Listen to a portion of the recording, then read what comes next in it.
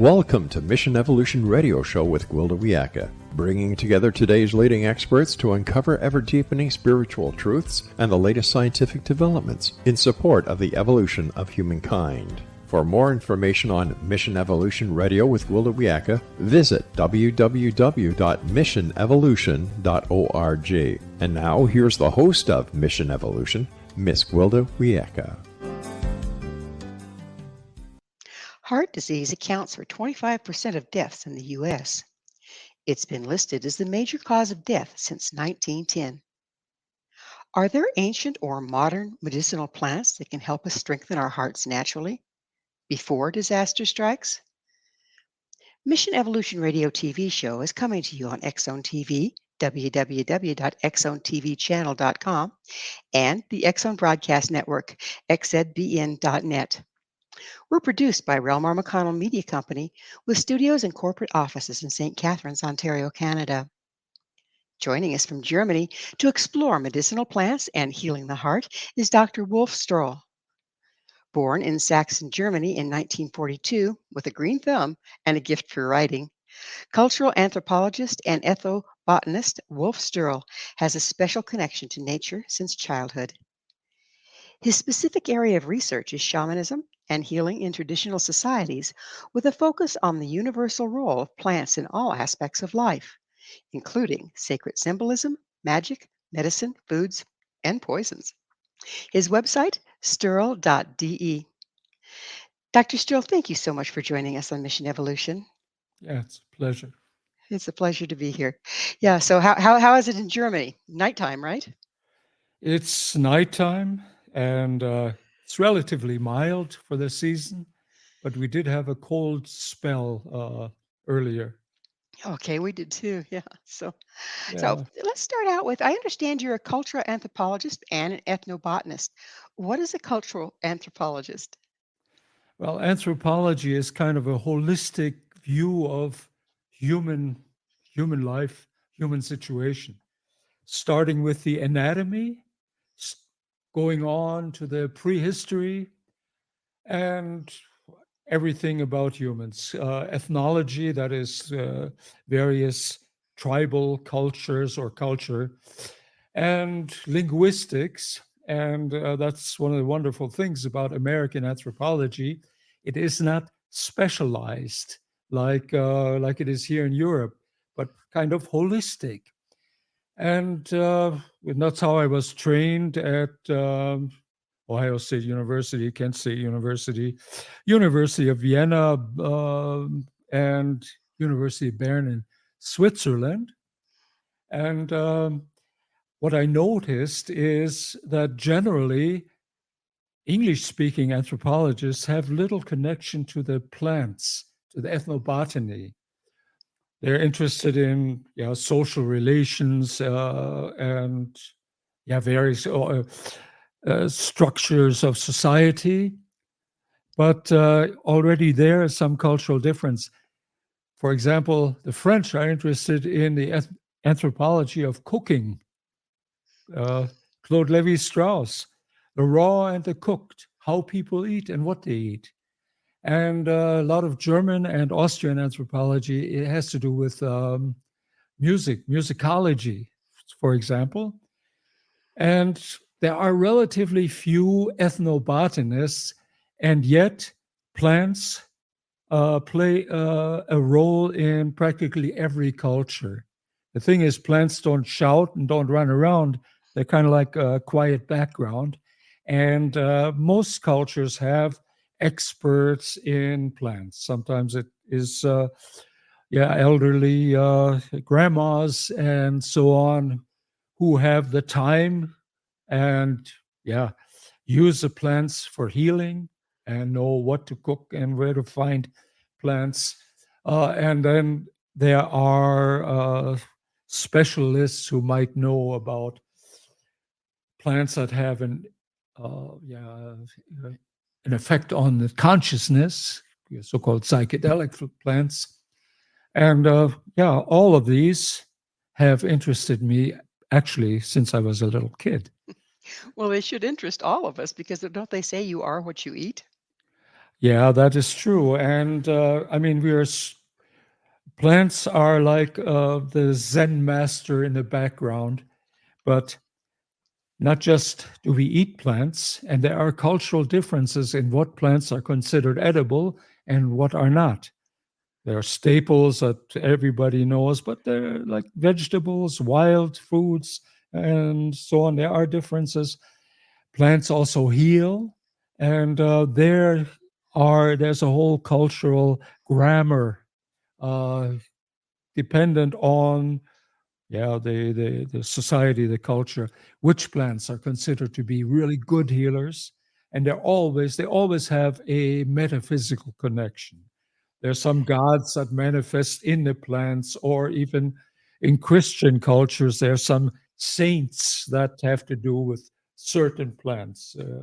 Saint Roch, for example, is responsible for plants that were used during times of the plague.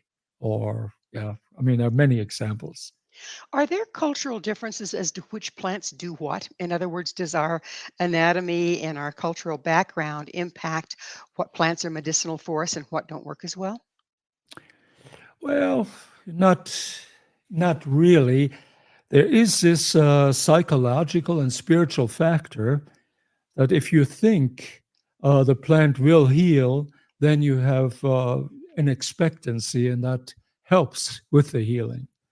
There was a while, for example, since Anglo-Saxon times, the chamomile, Matham, the Anglo-Saxons called it, was really important. It was one of the 9 plants mentioned in the Anglo-Saxon Lay of Herbs. And there's even a saying, and you, Matham. The plants were considered to be beings that you could talk to. It's not on an empirical uh, sense, but in a sense that there is a spirit in and behind the plant. That's nearly universal. So with that universal thought of the spirit or the being within the plant, were they originally did we originally figure out what was good for what by asking the plant?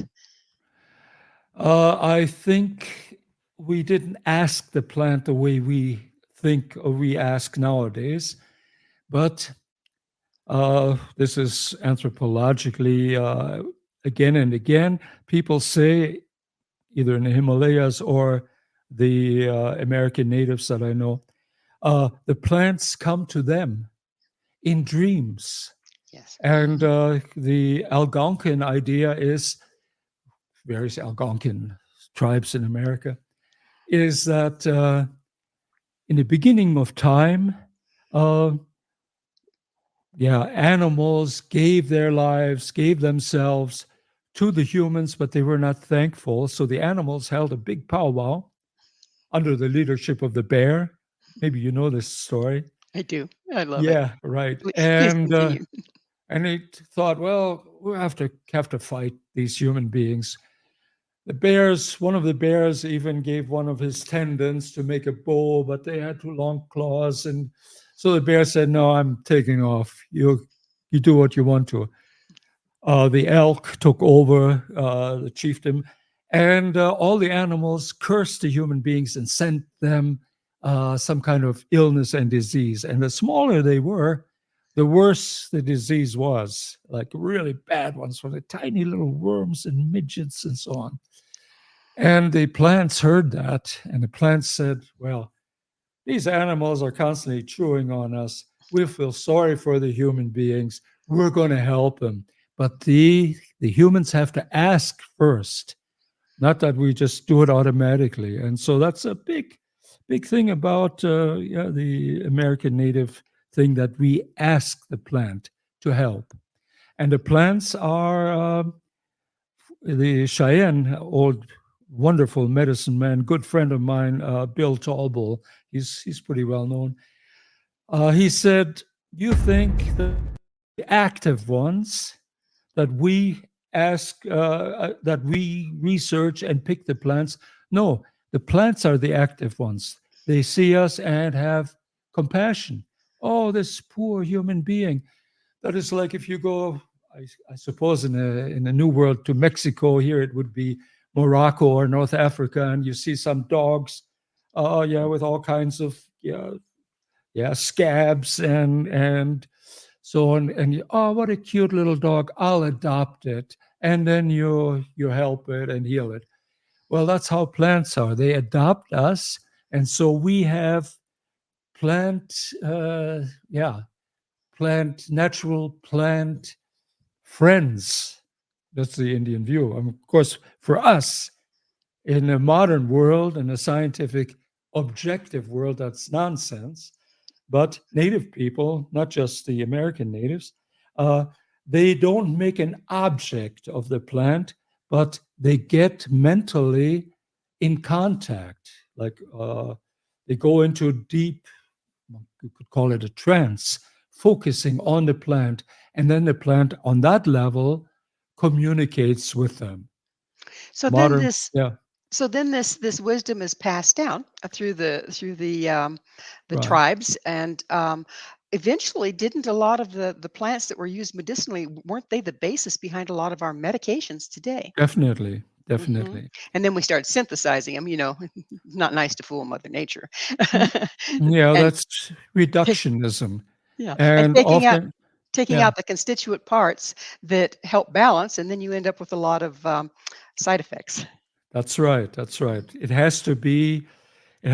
synergism. It has to be balance. Apparent ingredients that seem to be inert are really, they're really part of the complex. For example, talking about a heart plant, the Crataegus, that is the hawthorn, it's one of the best heart plants. A very famous doctor, botanist, Rudolf Weiss was his name. He did the analysis. He said there are some 400 components, and many of them, seem to have no effect. Yet Crataegus or hawthorn works only when they're all there.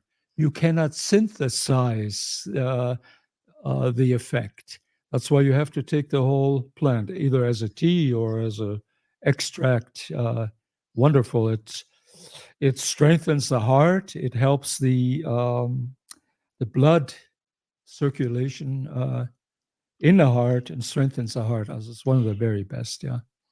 Well, it's time for us to take a station break. Dr. Sterl and I will return shortly, so don't go away. All right. This Okay. is Mission Evolution, www.missionevolution.org. Can ancient practices heal the heart? With us this hour discussing plants that heal is author of The Heart and Its Healing Plants, Dr. Wolf Storl. Doctor, so we were talking about how the constituent parts of plants are almost, if not more, important than the active parts. And so the other question I have for you along this regard is, plants are not, one of the complaints is, well, they're not consistent. That every year the chemistry of them changes slightly depending on the growing season. But does that not also align with human beings as we change from season to season each year? Exactly. We're not robots. We are living beings. We adapt to the situations that we find ourselves in, and it's not a mechanical relationship. When you take a healing plant, the body, or we choose, or the body itself can choose what it needs and ignore other parts that are within the plant. I mean, it's a dynamic living relationship. It's not a mechanical relationship. It's not like a billboard. You give one impulse and the ball just, I mean, billiard board, that the ball rolls and so on. It's living, it's living processes. And And as we humans have always since the beginning of time used plants to heal themselves. And it goes to even further back to that the animals, this is proven in the meantime, the animals have knowledge of the plants that heal them. I mean, elephants go to a certain tree when the elephant cow is about to have a calf, then it goes better. And primates, chimpanzees, have a regular pharmacopoeia. And some of the plants they take taste bitter. And at a certain time, when there are like parasites in the intestines, they roll it up and swallow it. Oh, they don't want that. And this is even basically cultural. The young chimpanzees learn it from their mothers. This goes evolutionarily. It's older than our species. I've heard of there was a couple cases actually in the States here where a farmer had a horse that had really bad cancer, and he sadly put him out to pasture to die. But instead, the horse went around and ate plants that he normally didn't, but was clearly drawn to the ones that healed him. And I believe the farmer actually made a concoction trying to help cure cancer in people. So how are they drawn? I mean, sure, there's the genetically passed down, the epigenetics and whatnot, but how do they tell, particularly if they run across an ailment that isn't real common for them, how do they tell which plant's going to help them? Well, for one thing, animals like cows and horses and bears have huge noses. In our evolution, we grew up in the forests, and there the sight was more important, and our ability to smell kind of it receded. But normal animals, a bear can smell. The American natives say they can smell when a leaf is falling from the tree. They can already smell what it is, and that connects then probably connects on a deep level, psychological level, with their organisms. They're not as far removed. They're within nature, and we already, our upright posture keeps us pretty much away. We analyze, we objectify, and we have to learn, and that is what plant experts, plant shamans do. You see them smelling plants, crawling on the ground, sniffing, and also becoming so quiet that they pick up the ethereal. Yeah. So Yeah. If the modern day shaman, if you will, use the trance state and or the methods you were just talking about, can we not still find plants that are good to heal that we may not know because we don't know all the diseases that are out there until they hit us? Yeah, on an individual level, that is so. I mean, what we're looking for normally is our kind of universal healers. But I noticed with the Cheyenne, the medicine men and medicine women, they had their own plants that they had a special relationship to.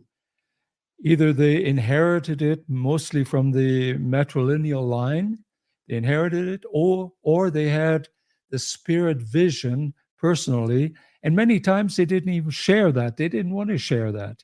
Or the Ojibwa, the medicine lodges, they sometimes put perfumes or scented leaves with their medicine bags so that the rivals or others would not know it. And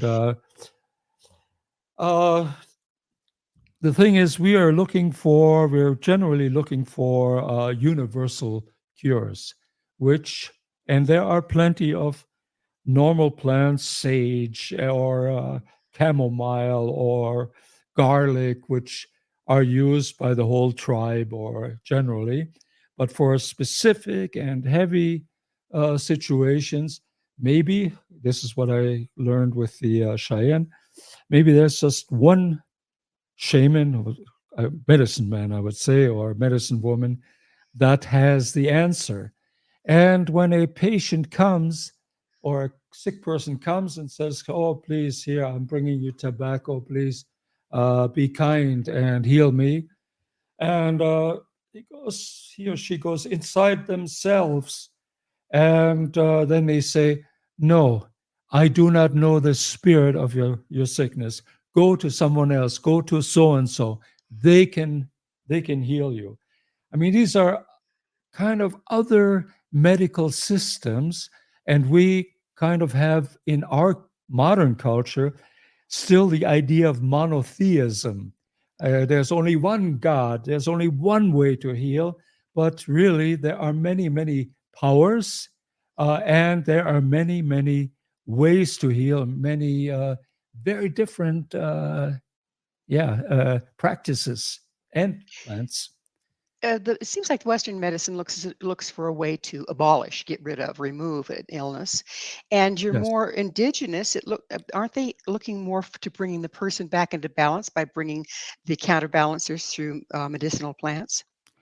Right. You can say that that's pretty much the case. Uh, it is a sickness, an illness is not just a physiological malfunction in native or tribal societies, but it is also a spiritual state.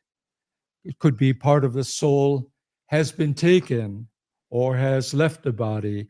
So you kind of bring him back. The shaman or the medicine woman brings him back with song, and that is possible. It is also possible uh, to bring a person who's on the verge of death, to call the soul back.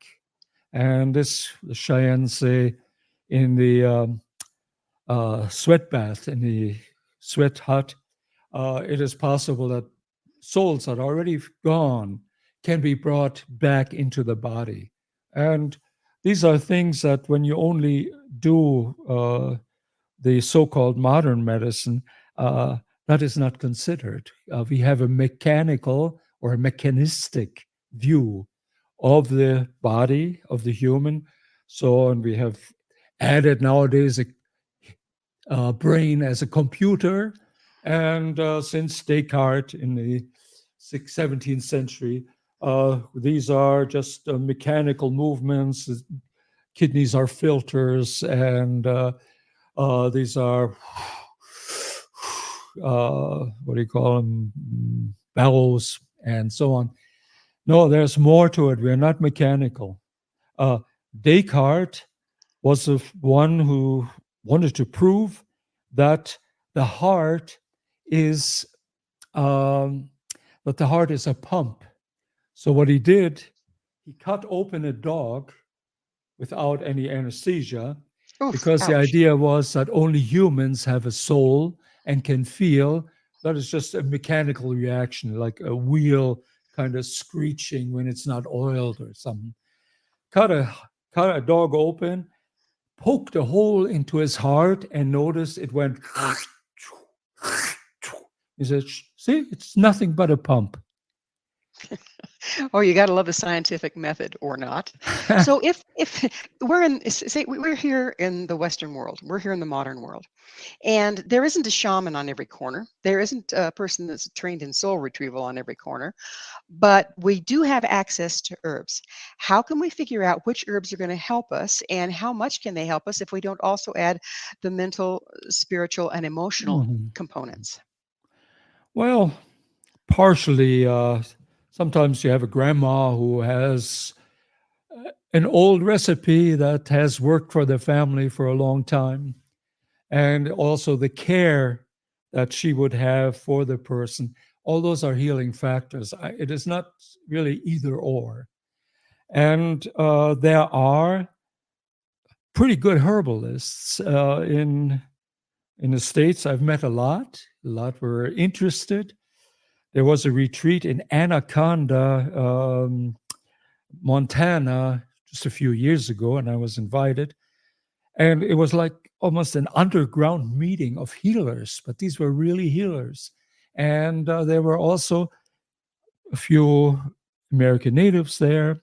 And there is, and some of them have written pretty good books.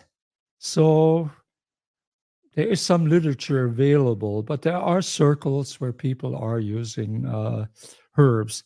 I mean, herbs using herbs, using plants, is nothing exotic. We have used it since the beginning of time, and all cultures, and I'm saying that as an anthropologist, all cultures know healing plants, and we're kind of the exception. We think it has to be some kind of chemical, synthetic stuff that would work better, but that's not so. There's a lot of what do you call it, buffers in the normal plant, and where often you've already mentioned that the synthetic products have a good shelf life. That's true, but and you can make a little more money with them, but unfortunately, they have too many side effects. Absolutely, they do. Yeah. Well, it's that magic moment again. We're going to have to take another station Okay. break. Dr. Storl and I will be right back to continue this discussion, so stay right there. This is Mission Evolution, www.missionevolution.org. Can one really die of a broken heart? This is Mission Evolution, missionevolution.org. With us discussing the complex issue of heart ailments is Dr. Wolf Storl. His website, storl.de. Wolf, let's talk about the emotional component that isn't often treated in Western medicine. And that, the old wives' tale, they died of a broken heart. But aren't we coming to realize that there's more to it than just a wives' tale? Yeah, that's definitely true. I mean, the heart reacts to emotions. When we're excited, it beats a little faster. And when we're in meditation, it goes very slow. Heart disease, like you said, is a modern phenomenon. It is the number one cause of death in the Western technological world. We don't have really contact to the heart because we think it is a pump. It used to be in traditional cultures that God lived in our center and the heart was considered our center. In Christian cultures, it is said that Jesus comes and knocks on the door of the heart, and we are free to open and let him in and let him guide our lives and so on. Or that I remember when I was a little kid, the prayer was with my grandmother. It was going something like this: I'm a little kid, my heart is pure, let Jesus live in the heart. I mean, that's culturally how it was. In India, the heart is where God and Goddess, Sita and Ram, live. And there was a monkey, a magical monkey named Hanuman, who was just possessed by the idea of God, and he told his friends, the other kids, he said, God lives in every one of our hearts. And he said, hey, you're crazy, man. So, and he opened up his breast, and there was God and Goddess. I mean, these are old pictures. This is our center. This is when we say something is heartfelt or a hearty thanks or something like that. It is the center of our emotion, not the brain, but the heart is where our being rests, where we are. And that we have forgotten ever since we made a pump, a mechanical pump of the heart. Now, the heart has lately we've been studying where it's actually what generates the larger portion of the electromagnetic field that surrounds the body. Does the environment we're in that affects our electromagnetic field in reverse impact the heart, like 5G and all the stuff that we're dealing with now? Yeah, definitely. I mean, there's no question about it. They shut us off from resonating with nature, plants, animals, and so on, because it's such a powerful impulse, electronic impulse, that we don't even, and that hurts the heart because we belong to nature. We have come out of nature. We're creatures of Mother Earth. We're creatures of Mother Earth. We have a special purpose here. What is our purpose as humans? It is It is we are nature, looking back on nature and are able to say, "Oh, are you beautiful?" And we can admire flowers and we can admire birds and animals, even little insects. When you take time and you don't step on them or so, you take time and look at them, and you find that's wonderful. We are nature reflecting upon nature. That is our purpose. An old peasant farmer in the Swiss Alps told me we need to go as farmers or as gardeners, we need to go out there and look what is there that is like uh, spiritual fertilizer for the plant, and the plants react. And they answer us in that they make us more joyful. It's not just that the garden vegetables feed us, but they're also beautiful. And I let a few of them flower and blossom. Suddenly there are butterflies and bees, and the whole atmosphere of the garden is better. So All that, does yeah, conversely, can um, because separation from nature is making us ill, from yeah. what I'm hearing you say, can we come back into balance and start healing by exposing ourselves to the natural environment, getting away from the, as much as we can, the 5Gs and the radio towers Yeah, and all this stuff, and going out into nature? Can that be healing? it is absolutely healing. It is even if you live in a city and work an office job, during lunch break, you can go out and there's some little plants growing in on the wall, or if there's a park nearby, just take time, take your shoes off, feel the earth, smell that little daisy that is there. And if you spend time, then the spirit of the daisy comes closer.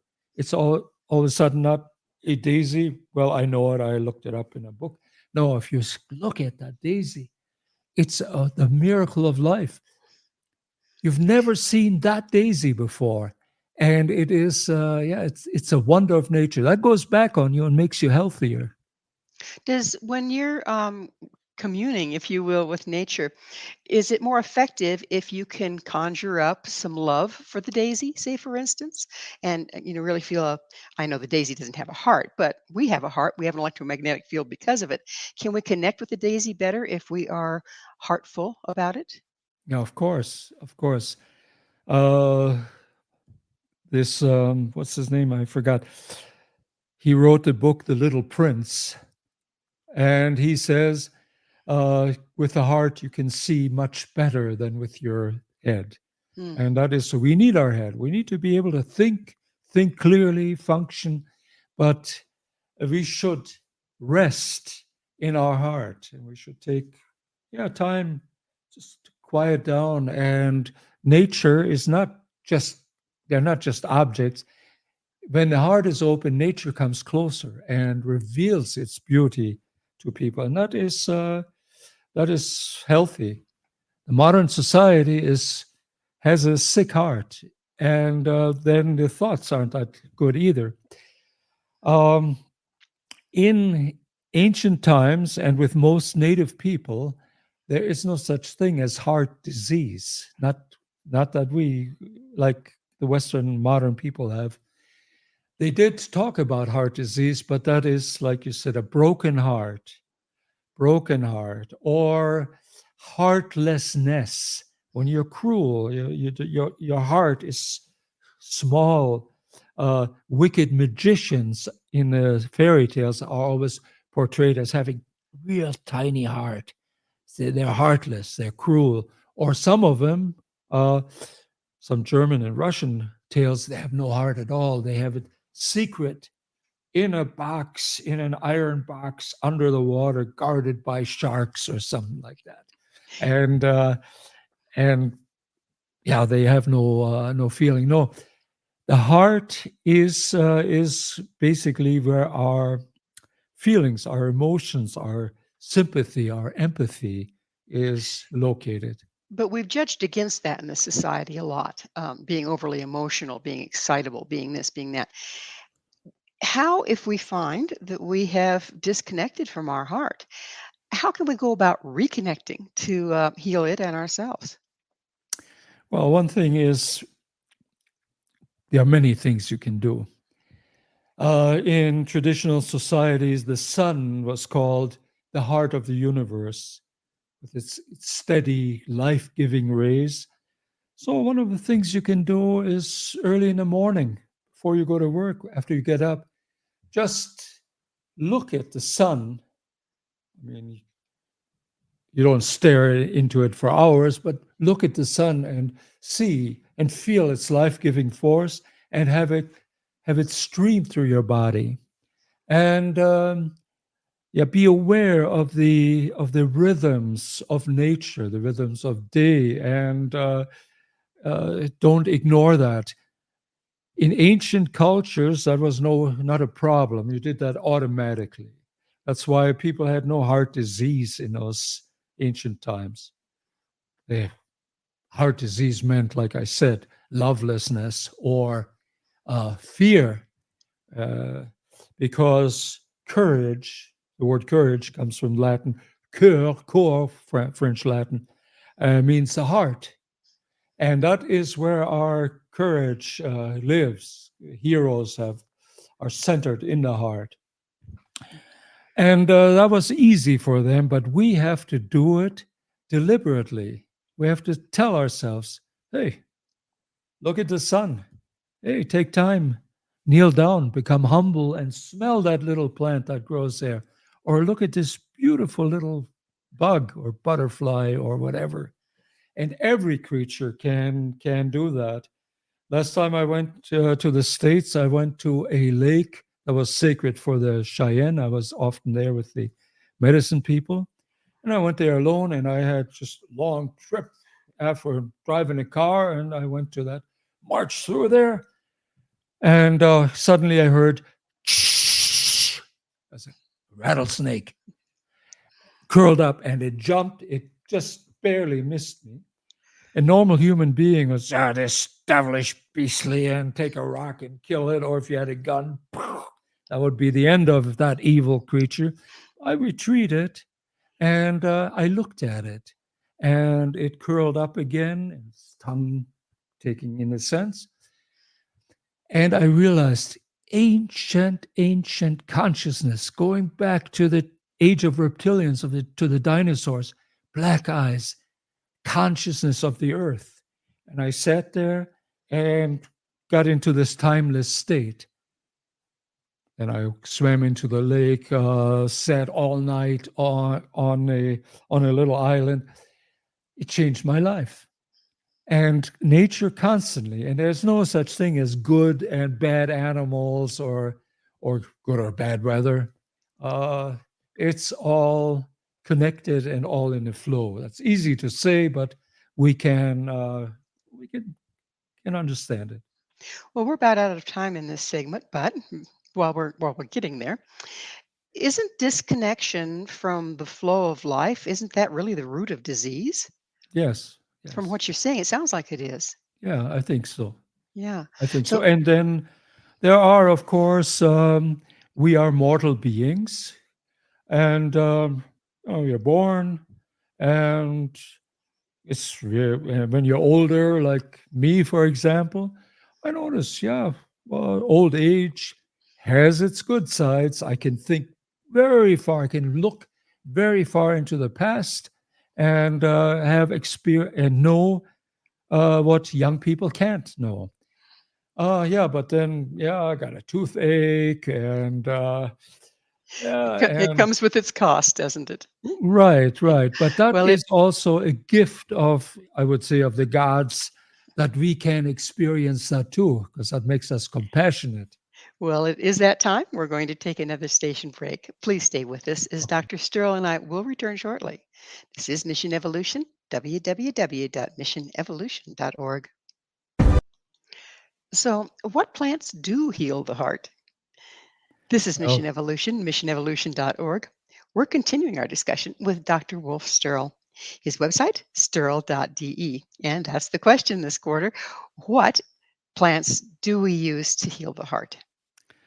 well, when you have like kind of pains in the heart and you know something isn't quite right, the very best thing is a very mild plant, and that is the hawthorn flower and hawthorn leaves, and you make a tea. There are also some compounds you can use. And often people, they start taking heavy medicaments, beta blockers, and get stents put in. Uh, Most usually, it is better to start simply. The heart will catch on. Um, the hawthorn is very good when there's a problem with blood pressure, too high or too low. At the same time, you can put a few mistle drops, mistle tincture into the tea, and that has an adaptive effect. It brings too high a blood pressure gently down or low blood pressure up, and and these things help. My mother, Just yeah, quick question. You can go into a health food store and get a powder of this and a tincture of that. Are those effective, or is it better to get the raw herb? How's the best approach? they could be effective if they're well made, but Hmm. there's very little control. Here in Europe, there are apothecary standards, so it's a little better. You don't have herbs, you don't buy herbs that are 10 years old and hardly have any effect anymore, or that are ground, so it's just a powder. Well, that's a lot of oxidation that happens, and that's not necessarily good. There should be there should be yeah, an oversight to these things. It is better to learn these plants and pick them yourself. That is part of the healing process. So I the go, wild crafting, are you talking about like going yeah, out in yeah, nature? yeah, going So out at the right time and picking hawthorn flowers and the leaves in the spring, gently drying them, then you know what you have. It's fresh and it's good and reliable. and it came to Organic. you, right? Yeah, you can Yeah. say that. Yeah, that's more the ancient way, isn't it? Yeah, yeah. So not everybody can recognize them, or is there a good source to start learning which ones are good for you, and then where to find them and when? I think one has to. I don't have any addresses, but I know there are some very good herbalists in the States. If you find them and connect with them, uh, Mary Gladstone is one, but I don't want to talk about. So is what are you looking for when you're looking for a good herbalist? Are you looking for somebody that does wild crafting? What questions do you ask to vet them, if you will? Right. I would not get one of these uh yeah, popular, some kind of nature enthusiastic off, you know, smoke a joint and suddenly you recognize a plant. That's not it. There are traditions, and too bad I don't have my books here, but there are some very fine books to identify the plants and to use them, how to use them medicinally as a start. Unfortunately, I'm not in my library. I would have brought the book out and showed it to you. Yeah. So Yeah. another question I have for you on this is it effective to grow the herbs that you think you're going to be needing in your garden every year? Not really. It's fun to grow them. I grow herbs in my garden too, St. John's wort and stuff. But actually, the herbs are better that grow where they want to grow, that grow in the wild. Uh, those are usually stronger than what one grows in the garden. Yeah. And because we cultivate them, does that impact their Well, balance and yeah, healing yeah. properties? It is because they choose the soil and the environment and the light uh, that is best for them, and we don't really know that necessarily. There's And some that go well in the garden, like garden sage and so on. I would grow them in the garden, but just because they're beautiful plants. But I do most of my herb gathering out in nature, and I pick the herbs that when somebody's sick in the family, or when there's some kind of within the family some kind of disease, or when friends ask me, and sometimes in Europe you can go to an apothecary and you can get fine quality herbs. So when our natural world is shrinking, when you're going out in nature and harvesting, wildcrafting the herbs, is there a rule of thumb to go by? How much do you pick? Do you offer um, a offering for them? Is there a rule of thumb how to do this respectfully and not impact the world out there? Well, for one, you always leave some of them. You don't totally pick them, all that are there. I've had nature walks in Wyoming, and I showed them the bearberry, which is very good for bladder infections when used right. Yeah, I showed that to the people. Next time I came there, every last bearberry was harvested. That's not the way to do it. It's almost greed. You have to realize that there's more to a plant than its appearance. I learned that from the Native Americans. And you thank them. Old Europeans did that too. Anglo-Saxon lay of herbs.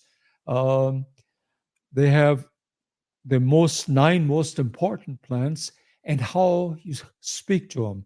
For example, mugwort. Mugwort, most ancient of plants. Anu, ancestor is your name, and you have the power against 3 and against 30 illnesses and against the infection that goes over the land. Please help us. This doesn't make sense to modern people, but to the Cheyenne people that are very good, to the medicine people, it's like you thank your neighbor if they help you. You thank the plant, and for them, Isn't yeah, isn't giving gratitude to the plant part of the healing for the individual? yeah, that too. Yes, indeed, that is. If you think of it just as a compound of chemicals, uh, already psychologically, you're not as good as in a shape as when you realize that these are beings that have the ability to give you healing information. Yeah. So it's about that time in the show, Wolf, when I get to ask you, what's your mission? Uh, I don't know mission. I spend my time writing, and I'm looking into ancient culture, native cultures, but also ancient European culture, and try to connect people with uh, their history and their culture. That is healing too. And to say it in one sentence, I would say to connect people with nature, and in doing that with their true self. That's a beautiful mission because isn't connecting with nature, like you say, connecting with our true self. But until we can connect with our true self, isn't everything we do impacted in a negative way? Yeah, that could be. That's what the Indians say. Unless you are centered in your heart, all your actions, though they seem all right, are off. They are not necessarily good karma. Yeah. So, what would you like to tell people about? We're living in a time like heart disease is number one killer. What would you suggest a person do to really start taking care of their hearts and reconnecting and becoming healthy in that way? Well, first of all, connect with life, connect with nature. That's one of the first things. And then, yeah, take herbal teas that help you. Um, and my mother, when she was about 86, she said, "Oh, they were going to operate on her heart. Isn't there something like you can do?" She lives in Illinois. Mm. And I said, "Well, yeah, try some simple herbs, hawthorn, mistle, and so on. And her ills, what concerns the heart, were gone. She lived to be 101 years old. Oh my goodness. Yeah, Oh my goodness. yeah. So if we're to heal as individuals of the heart, how can we look at healing a heartless culture? By staying in the truth, by not telling lies, always follow the truth and not try to bend the truth to get some advantages. That's very important. The truth is very important. And then practically, um, when you want to start learning plants, you can't take a book and learn it by heart. You'll never get there. But start with the plants that kind of talk to you, that are interesting to you. And they are what Native Americans would call your plant friend, your plant ally. You don't start with all of them. The traditional herbalists, um, they know real well as many plants as you have fingers in one hand is enough. If you really know the plant, if you can communicate with that plant, you might have it in the garden or it grows next to the house. You say hello to it, or you maybe when it's dry, give it a little bit of water, and yeah, that's also healing. You don't have to be an encyclopedia. So more is better, right? Our society says it's got to be Says more, but that. not necessarily. Huh? No. Not necessarily. Well, it is that magic moment when we're just about out of time. Real quickly, where can people find your book? Uh, where can they find? I really don't know. They just have to put in, uh, yeah, my name, and then it'll probably come up. It'll Which probably books? pop up. You mean this on the heart? Yes, Yeah, absolutely. right. Yeah. Well, it Yeah, is that magic moment. We're going to have to come to a close. Thank you so much for coming on the show. yeah. Thank you for having me. It's been a pleasure. Our guest this hour has been Dr. Wolf Storl, a cultural anthropologist, ethnobotanist, and author of The Heart and Its Healing Plants. To find out more about Dr. Storl and where you can find his books, visit his website, sturl.de. This has been Mission Evolution with Gwilda Wiyaka. For more information or to enjoy past archived episodes, visit www.missionevolution.org. But please be sure to join us right here next time. This mission will continue, bringing information, resources, and support to an evolving world.